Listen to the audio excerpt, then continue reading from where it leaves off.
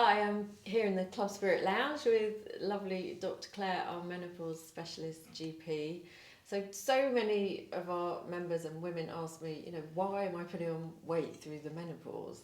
So, kind of in a medically, why do we start putting on weight through the menopause? Well, everyone's always heard of middle-age spread, and obviously it sits in the middle there, and the thought is that those fat cells produce estrogen, and so it's like I always I liken it to a little DIY HRT kit that your tummy is putting on a bit of extra pounds, and that itself is to kind of store estrogen? Yeah, to make it because our estrogen is dropping. Falling, that's right. So you see that change happen to your body shape, and obviously it's a battle to stop that, but that is, it's a physiological change that you are pushing against, really. But you can achieve that, but you obviously have to work at that. So I get a lot of women saying, but I'm working out, I'm eating exactly the same way I've always done, but they're getting that spread. So we want to just start tweaking things, don't we? That's right, yeah. So essentially working at a program that gives you alternative eating, so you're eating in a way that's better for your program. You're working at your core strength, which is another really important thing to how our physique is. We avoid bloating, which is another thing that's really going in when people say that they're gaining in their midriff. And the other thing is, of course, hormonal change. So we can say, okay, well, we're going to battle our DIY a tummy HRT in terms of saying, okay, we'll formally offer HRT alternatives, which can be a way forward for women, and it's a useful way forward.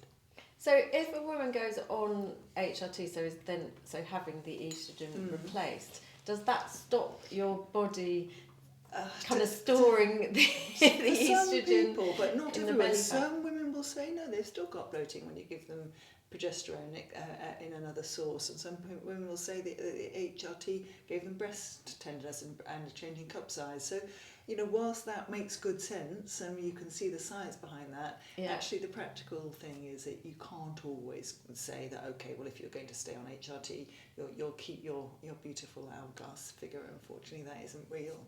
Yeah, that has to be worked out, and this is why it is so important to holistically look at the menopause, not just an HRT solution.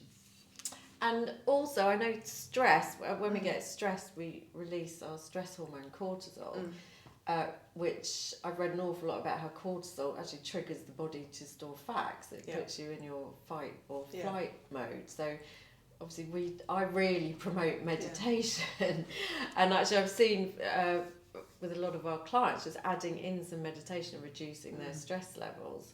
It seems like it lets them let go of some fat they're holding on to. And there's an interesting thing about fatigue as well. There's quite a lot of good research which says if you are getting poor quality sleep, then we eat more.